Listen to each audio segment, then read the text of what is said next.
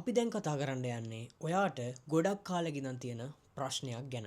ඒ තමයි කොහොමද ඕනම දෙයක් නිවැරදිව මතක තියාගන්නේ කියලා. ඔයා මේ වෙනකොටත් පාඩම් කරපුවා මතක තියාගන්න ගොඩක් මහන්සි වෙන කෙනෙක් වෙන්න පුළුවන්. එක්සෑම් එකකට ලෑස්ති වෙන කෙනෙක් වෙන්න පුළුවන්. මේ කොහොම වුණත් ඔයාට තියෙන හැම ප්‍රශ්නයකටම උත්තර මේ වීඩියෝ එකෙන් හම්බ වෙයි. අපි යමු වීඩියෝ එකට. අපි මුලින්ම හිතමු ඔයාගේ මොලේ බොක්ස් එකක් කියලා. ඔයා පාසලෙන් වෙන්න පුළුවන්, ඔයා ටියුෂන් පන්තියෙන් වෙන්න පුළුවන්. විවිධාකාර ආකාර වලින් ඔයා කරන්නේ ඔයාගේ මොලේ පුරව ගන්න එක. ඒ කියන්නේ බොක්ස් එකට කරුණු එකතු කරන එක. කෙටියෙන්ම කියනවා නම් ඔයා එක්සෑම් එකට ගිහින් ඒක පටන් ගන්න කලින් තියෙන අන්තිම තප්පරෙත් ඔයා කරන්නේ පොතක් පෙරලගෙන පුළුවන් තරම් මොලේ පුරවන එක. මේක ඔයා විතරක් කරන වැරදක් නෙවෙයි. හැමෝම පුරුදුලා ඉන්නේ ඒ ක්‍රමයට. මම දැන් කියන්න යන්නේ ඔය ක්‍රමේ සම්පූර්ණයෙන්ම වැරදි.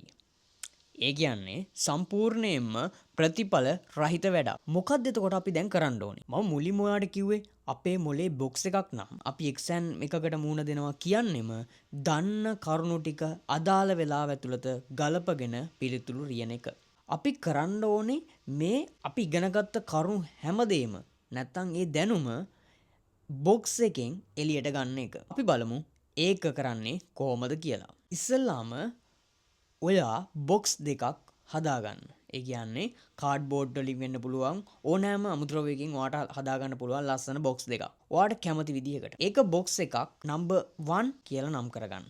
අනිත් බොක්ස් එක number 2 කියලා නම් කරගන්න. අපි number 1 කියලා නම් කරපු බොක්ස් එක භාවිතා කරන්නේ අපි ඉගෙනගත්තු පාඩම් වලින් ප්‍රශ්න ඇතුළත් කරලා හදාගන්න චිට් දාන්න.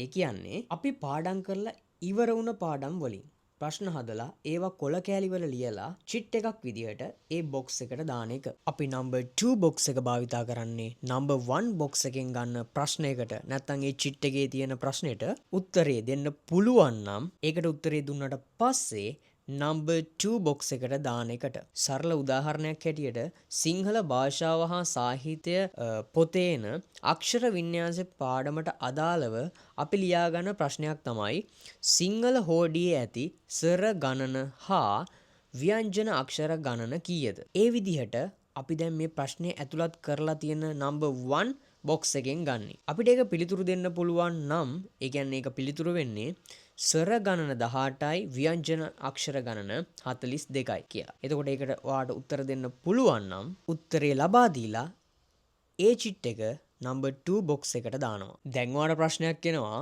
පිළිතුර අමතක නම් මොකද කරන්නේ? ප්‍රශ්නයට පිළිතුර මතක නැත්තම් අදාළ ප්‍රශ්නේ ඇතුළත් පාඩම ගිහිල්ලා පෙරලලා බලලා ඒකට අදාළ උත්තරේ මතක් කරගෙන නැවත number 1 බොක්ස් එකට ඒ චිට් එක දාන්න ඕනේ. මොකද ඒ ප්‍රශ්නේ ඔයාට මතක නැති නිසා. මම හිතනවා අපි මේ කතා කරපු ක්‍රමේ ඔයාට සරලව පැහැදිලි වෙන්න ඇති කියලා. අපි හැමදාම කරේ කරුණු වලින් මොලේ පුරවගත් එක මිසක් අපි ඒවා එළියට ගන්න උත්සාහ කරේ නැහැ. මේ ක්‍රමේ හුරු වුණොත් ඔයාට හිතා ගන්න බැරි ප්‍රතිඵල ගොඩක් ලබා ගන්න පුළුවන් කියලා මම අනිවාර්යයෙන්ම පොරොන්දු වෙනවා. වැඩේ කල් දාන්න එපා. දැන්ම මේ ක්‍රමේ අත්දැක බලන්න. ප්‍රතිඵලය කමෙන්ට් එකක් විදිහට දාන්න අමතක කරන්න එපා. අපිව දැන්ම subscribe කරලා තියාගන්න. මේ වගේ අලුත් method එකකින් හමු වෙමු. good luck.